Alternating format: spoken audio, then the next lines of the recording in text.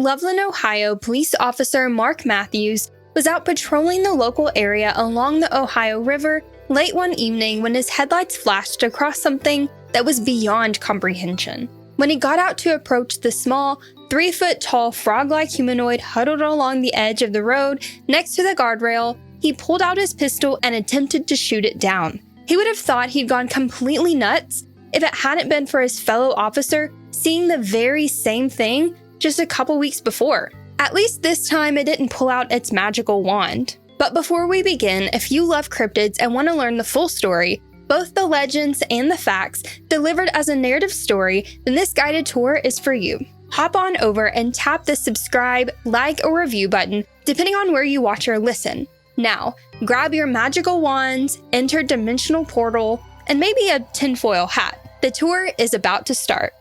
I'm Cody. And I'm Elaine. And you're touring Cryptids across the Atlas.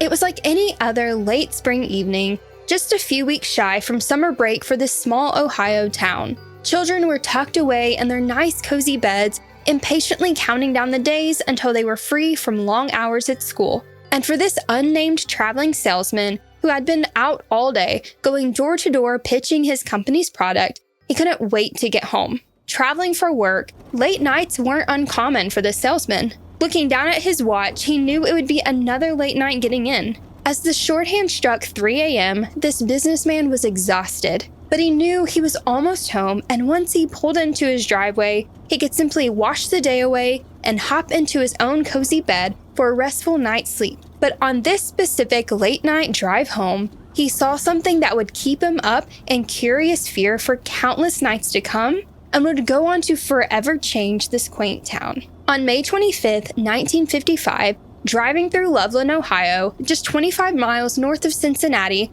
that's when he saw something, or rather things, he couldn't quite explain. As he was crossing the river on his way home, he saw what appeared to be 3 individuals standing near the edge of the bridge. Although these 3 figures seemed to be human in nature, they only stood roughly 3 foot tall. After a long day on the job, this businessman couldn't believe his eyes. Why would there be small children standing near the edge of the bridge this late at night? Unsure if he believed what he saw or chalked it up to the dense fog and tired eyes from a long day, he drove closer to these strange-looking beings. Upon a closer look, he realized these weren't humans at all. Instead of hair on the tops of their heads, they had large wrinkles and green, leathery skin. But perhaps the most disturbing part of all was their facial features. Standing roughly 3 foot tall on their hind legs, these wrinkly green beings also had large, gaping mouths that resembled a frog's mouth. But that's not all. According to the unidentified traveling salesman,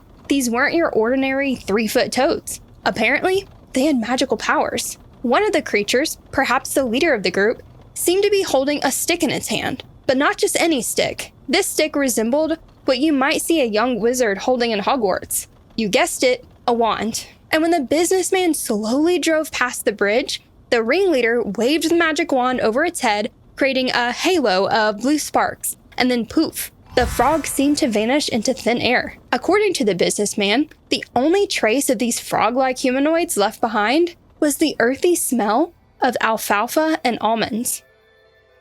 While this creature has had many names through the years, today we know this cryptid as the Loveland Frog. Now, you may have a hard time believing this local Loveland legend. The thought of life-size frogs holding magical wands and disappearing, leaving a trace of an earthy smell may not seem believable to most, especially when you factor that we have yet to identify this traveling salesman. In fact, we don't officially know if this traveling salesman was selling the latest top-of-the-line vacuum cleaner, or if he was selling books like the recently updated encyclopedia, or even church pamphlets and King James Bibles. Since we don't have any documented evidence of this man or his story, it's up to us if we believe odd stories of magical frogs from supposed men driving out on the road late at night after a long day's work. But perhaps it's easier to believe these far-fetched stories when there's documented proof to back them up, especially stories that seem to leave a mark.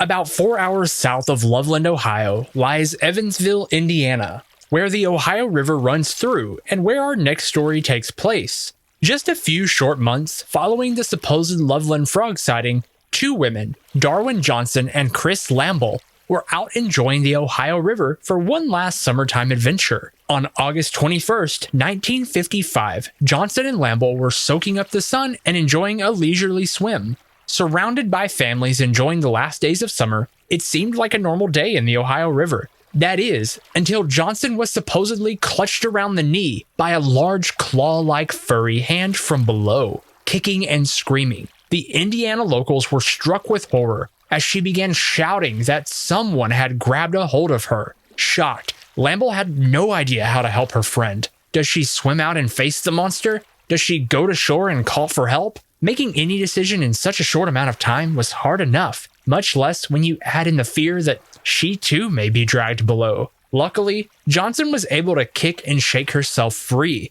Both women let out a sigh of relief. Only this celebration was short-lived. Before the women were able to fully catch their breath, Johnson was immediately attacked again from behind and dragged underwater. Once again fearing for both her and her friend's safety, Lamble knew she had to do something and fast. Throwing out her inner tube for Johnson to catch, this seemed to scare the creature away when it hit the water. Johnson broke free from the creature once again and bobbed back above the surface. Once Lamble and Johnson made it back to the shore, they quickly realized they hadn't completely yet achieved safety. Johnson had to seek immediate medical help, because when she looked down at her legs, there were several marks, scratches, and gashes from where the supposed river monster had took hold. After getting her legs cleaned and bandaged up, there was still one major problem. On her leg was a green, palm-shaped stain, where the creature had grabbed her and drug her below. This emerald stain, according to Johnson, couldn't be removed for several days after the incident. While this green-clawed beast is said to be a resemblance to the Thetis lake monster, a supposed aquatic cryptid from British Columbia, Canada from the 1970s, others believe that this underwater mystery is actually related to the aforementioned Loveland Frogman. Terry Colvin, a paranormal investigator, caught wind of the incident and decided to pay Johnson a visit to learn more about her experience. But upon speaking to Mrs. Johnson, Terry found that he wasn't the only individual knocking on her door to investigate her story. Apparently, Johnson and her husband were visited at their Indiana home by a man who claimed to be an Air Force colonel. As the supposed colonel wrote down everything Johnson claimed she saw, from the hairy claw grabbing her leg and pulling her under to the emerald stain left behind, he then left them with a warning to never tell anyone else about what happened to them during her fateful swim. While Johnson's experience is a bizarre one, it isn't the only strange thing that happened on August 21st of 1955. No, she wasn't the only one who experienced odd things that day, and although we haven't yet covered goblins on this show, just a little over an hour's drive south of Evansville, Indiana, the Hopkinsville Goblin incident had also occurred. And while I have to save this story for another day, I'll leave you with just one hint: little green men.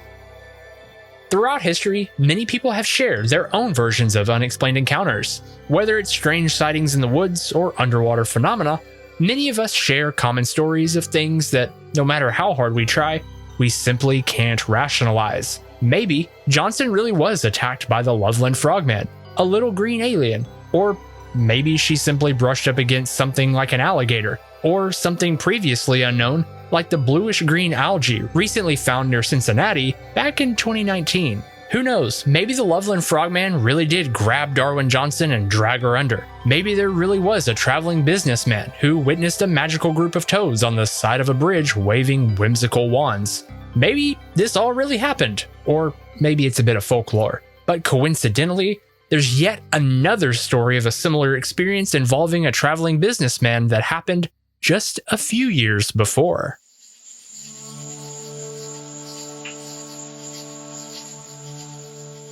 Leonard Stringfield, early UFO investigator, director of the CRIFO, which stands for Civilian Research of Interplanetary Flying Objects, publisher of the Orbit Monthly newsletter, and author of Situation Red, had caught wind of the supposed Loveland Frog sighting. Curious about its whereabouts, he began investigating the claims and tried contacting anyone who had information on the story. He paid a visit to the Loveland Police Chief John Fritz, but the chief simply brushed off his investigations. But that didn't stop Leonard from still trying.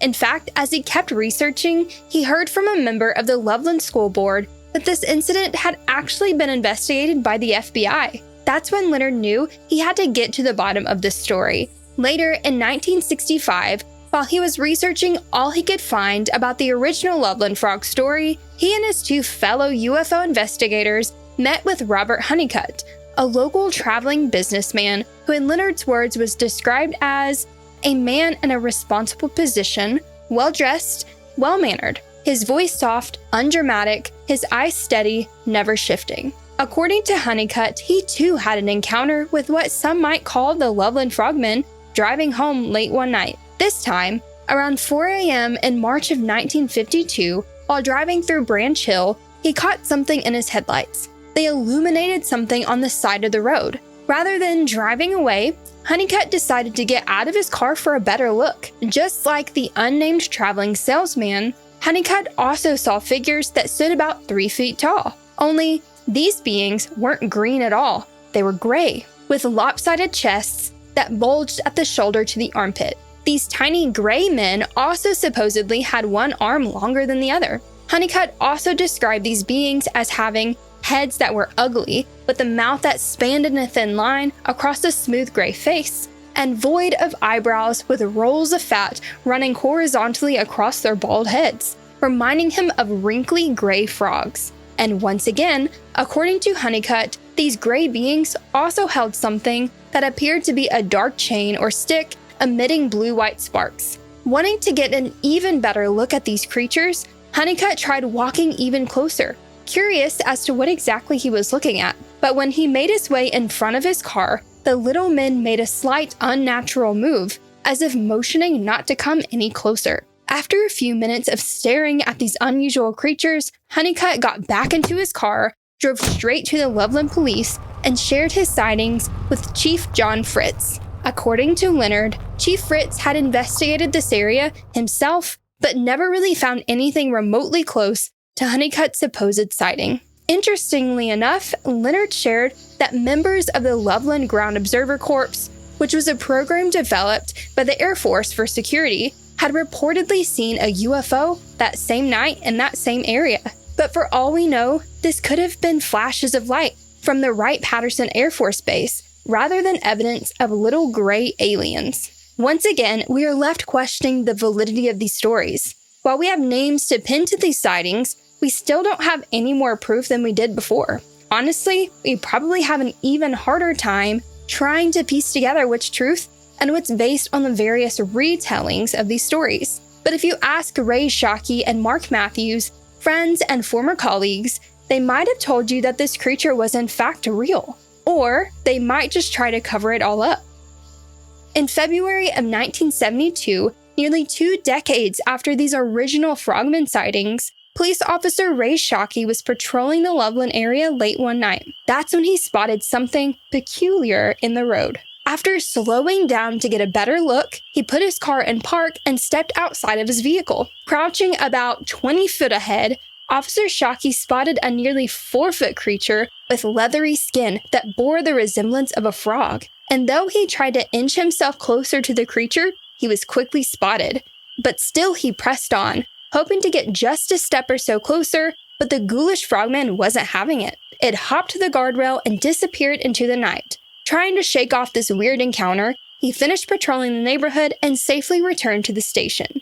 There, he met Officer Mark Matthews and shared with him what he had just witnessed and mentioned he should keep an eye out for any unusually large frog-like creatures. But Officer Matthews just chuckled, thinking this was just a prank. Only Officer Matthews became a believer just 2 weeks later after he had his own run-in with this magical amphibious man. Following the same patrol path Officer Shockey had driven 2 weeks before, Officer Matthews didn't think twice about what his friend had told him. Having completely forgot about the whole situation, he kept on driving into the night. However, Officer Matthews saw something standing in the middle of the road. Immediately remembering what Officer Shockey had told him, this creature looked exactly how he had originally described it. Just standing there, unfazed, was a large frog staring straight back at him.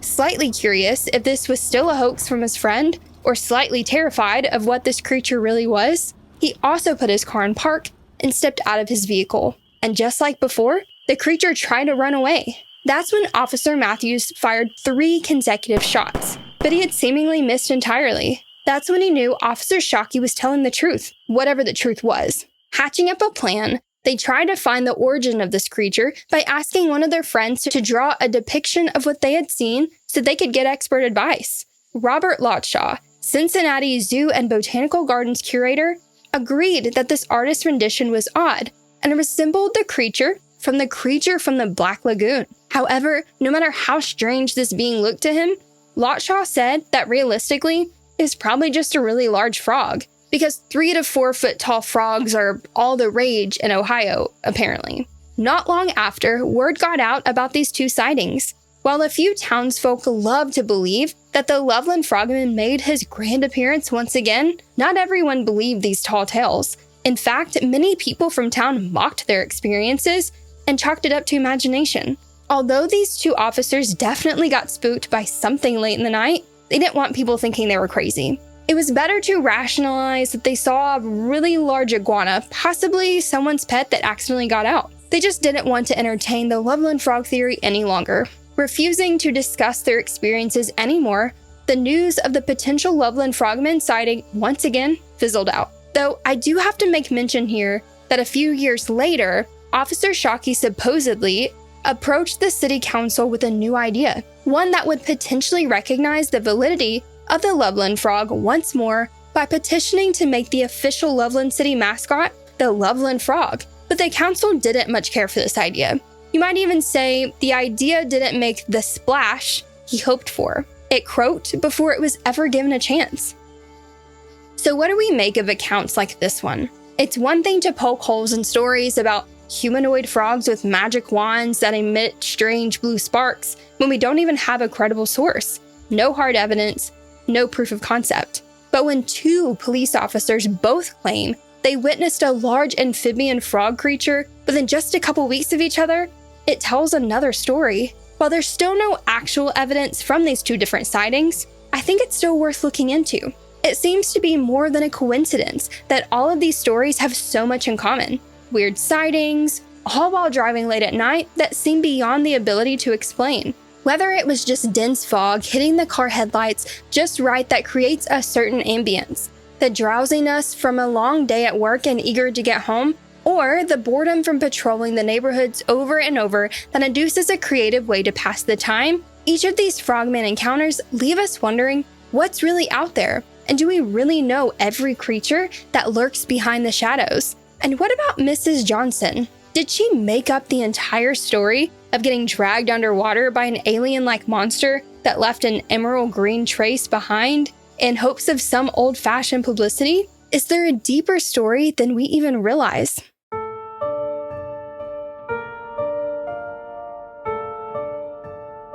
Stories like these often have deeper, more traditional origins. Many of these stories go back for centuries and are more deeply rooted than we might imagine. Stories of the Loveland Frogman supposedly date back all the way to the late 17th century, but the natives at the time had another name for it, the Shawnahooc. As French explorers found their way onto the shores of the Little Miami River, about a 30-minute drive across town from Loveland, the native Twi-Twi people warned these explorers about a menacing demon that lived in the water. The Twi-Twi, a Native American tribe from the Great Lakes, described the Shawnahooc as dark and bumpy, with a wrinkled yet slimy appearance, with features of both a frog and a man, minus a nose or any sort of hair. The Shawnahooc guarded the riverbanks, deterring anyone or anything from getting too close. Not to mention, the Twi-Twi believed that this frog-human hybrid was immortal, and if it was injured, it would simply sink back into the cool waters of the Little Miami River to heal. Call it the Shawnahooc, or call it the Loveland Frog. This amphibious creature has quite the history, but some theorize that this cryptid may not be a frog at all. Some identify this creature as a different species. Instead of a terrorizing frog, it might just be a terrorizing lizard, namely the Crosswick Monster. A couple of centuries removed from the Twi-Twi tellings of the Shawnahooc, a new story arose on May 29th of 1882 in Waynesville, Ohio, about a 40-minute drive from Loveland. There had been several reports about potential sightings of primitive reptiles slithering about in this small town.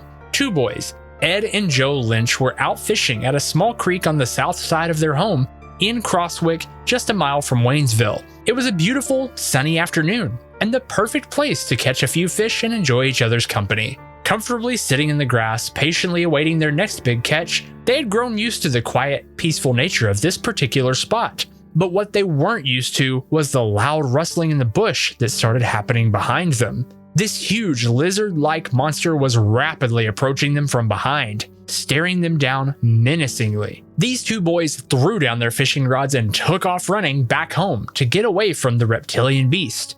Only, this wasn't your average lizard. No, this monster had slimy, long arms that it used to reach out and grab the older brother. As the boys struggled to break free from this terrifying reptilian monster, the lizard man only squeezed tighter while dragging him 100 yards or so down the creek and up a large hollow sycamore tree where I presume it was probably going to eat the young boy. Three men, George Patterson, Alan Jordan, and Reverend Jacob Horn, heard the two boys' screams and saw the lizard-like creature haul the young boy into its den in the sycamore tree.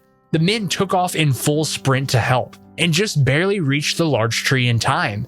The lizard saw the three men, dropped the young boy from its firm grip, and quickly slithered away. Word got out about the attack, and soon 60 men armed with clubs and axes, along with their hunting dogs, went back to the large sycamore tree to see if they could find the monster. With no trace of the lizard, the 60 men got to work, opting to cut down the tree. But the monster, to their surprise, was better at hiding than they thought. As they were hacking away at its home, the lizard man supposedly lunged down from the tree, threw out its four legs, stood up about 14 feet tall, and took off running until it stopped, burrowed into a large hole, and was never seen again. From what we've learned about the Loveland Frogman, it seems a far cry from this massive lizard. But while these sightings all have unique variations, they did all happen in the same vicinity. There's no doubt that there's something strange going on in Ohio, but maybe there's a chance we can explain these strange, dark, and mysterious encounters with a bit of science and, well, a whole lot of superstition. According to the Washington Post, in the early 2000s, we found a 240 million year old fossil known as the Megacorilla, which is now known as the oldest known species of reptile order of the Squamata, which is the family of reptiles that make up snakes and lizards. So, could the story of two young boys who were terrorized by a massive snake lizard in the 1800s be true? Could there very well be a prehistoric lizard man still living among us? And what about the frogs?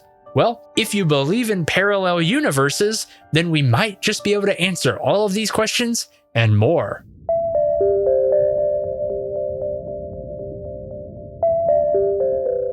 If you're a believer in the parallel universe, Squamazoic Earth, then you know that giant lizards, humanoid iguanas, and monstrous toads roam this parallel planet. But these aren't your average larger-than-life-sized cryptids.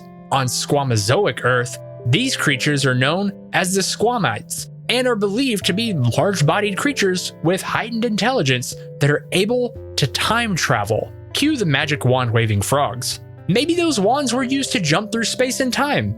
That would kind of explain how those wizard toads disappeared in a poof of blue sparks, leaving behind nothing but that sweet scent of almonds. I feel like this gives Doctor Strange in the Multiverse of Madness a run for its money. Okay, so maybe this is an even farther fetched theory. It's one thing to believe two on-duty police officers seeing something they couldn't quite explain one late foggy night, but it's another thing to believe in time-traveling amphibious humanoids with magical wands jumping through parallel universes. But regardless of what you believe, you gotta admit, it definitely makes for quite an interesting theory. But to me, it's important to know the origins of which these theories come from. There's a reason why stories like these exist. They teach us life lessons and remind us that we're all a lot more alike than we even realize. Even if our stories make one person chuckle out of disbelief, there's still a connection there. One that reminds us that despite our differences, folklore is embedded deep within our roots.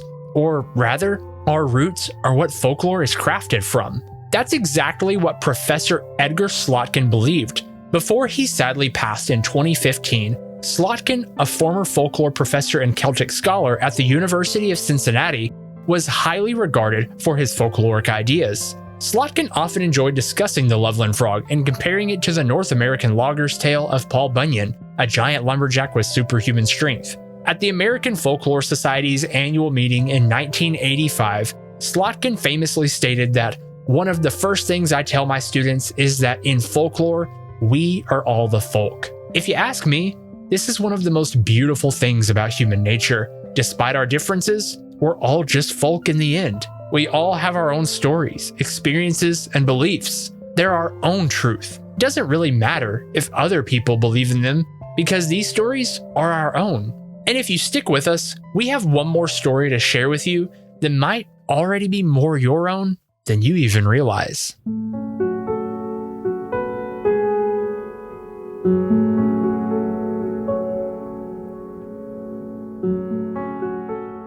On July 6, 2016, the augmented reality mobile game developed and published by Niantic in collaboration with Nintendo, Pokémon Go made its debut. Fans from around the world, both nostalgic from growing up on Pokémon in the 90s, to new, younger fans of the series and games, grabbed their phones and went on community-wide Poké hunts. I never really grew up watching Pokémon or playing the old Nintendo games like my husband did as a child. But as soon as this app came out, I was hooked and still play every so often. When this app first came out, you couldn't drive past local parks, downtown districts, or even your favorite coffee shops without seeing Pokeball spinning, trying to catch Charmander, Bulbasaur, Squirtle, or even Pikachu. It was honestly a beautiful sight to see, everyone huddled together in groups, sharing their latest catch. But for one Loveland, Ohio Pokémon Go player, he quite possibly set his eyes on what might have seemed like your average Pokemon named Politoed.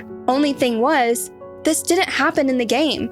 It happened in real life. For Sam Jacobs, Poke hunting may have led him right to the legendary Loveland Frog. In August 2016, 1 month after the release of Pokemon Go, Sam Jacobs and his girlfriend were out one night trying to catch a few Pokemon. Growing up, Jacobs knew of the local legend, but had never seen it with his own eyes. That is, until he came face to face with a strange-looking creature staring right at him out of the water. In Jacobs' words, "We saw a huge frog near the water.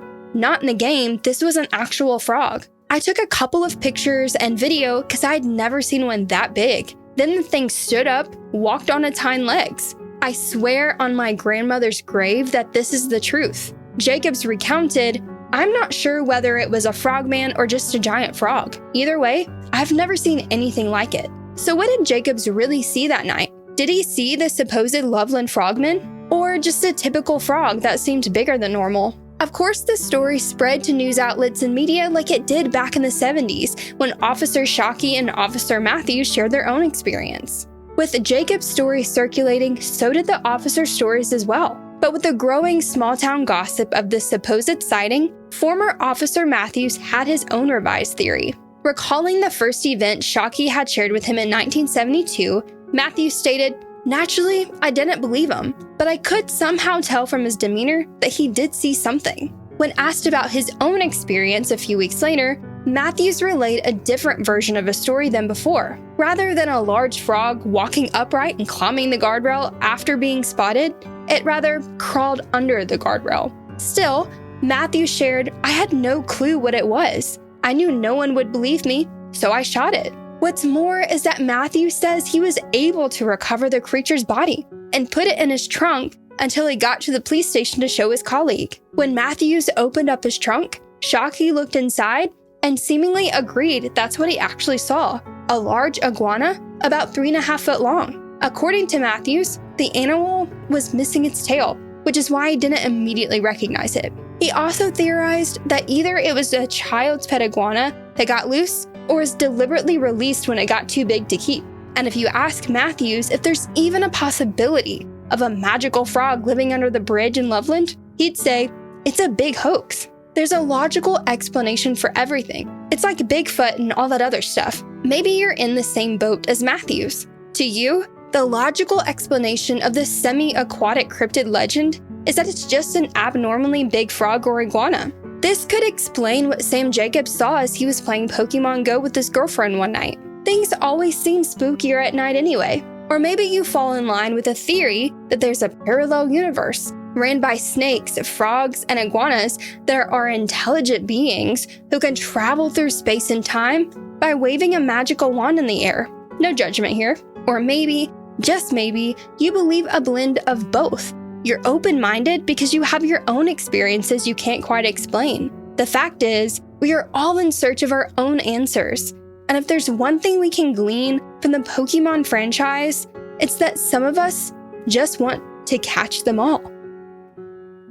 This episode of Cryptids Across the Atlas was written by Elaine Johnston with music by Braille Atlas. Join us next time as we take a detour to the Gobi Desert and Mongolia, where a 5-foot-long acid-belching red sandworm has provoked fear in the hearts of natives for centuries. If you love cryptids and want to learn even more about the creatures we just talked about, find us on TikTok or Instagram. Just search username @TheCryptidAtlas. By the way, the episode you just witnessed is both a podcast and YouTube video, so whichever format you prefer, we have you covered. Also, check out our interactive cryptid map to browse the globe and learn about cryptids from your favorite areas. Every episode we make adds another pin to our map. You can find our social channels, the map, and more at thecryptidatlas.com. And when you find us, be sure to tap that follow button and get in on the action by dropping a comment on our recent videos. If you enjoy the show, consider sharing it on with a friend. Sharing the spooky love with someone else is the best compliment you could ever give us. And if you listen on Apple or Spotify, consider leaving an honest review to help other listeners know what to expect. Thanks for touring Cryptids Across the Atlas. Until next time, keep your eyes open. You never know what you might see just on the edge of the road.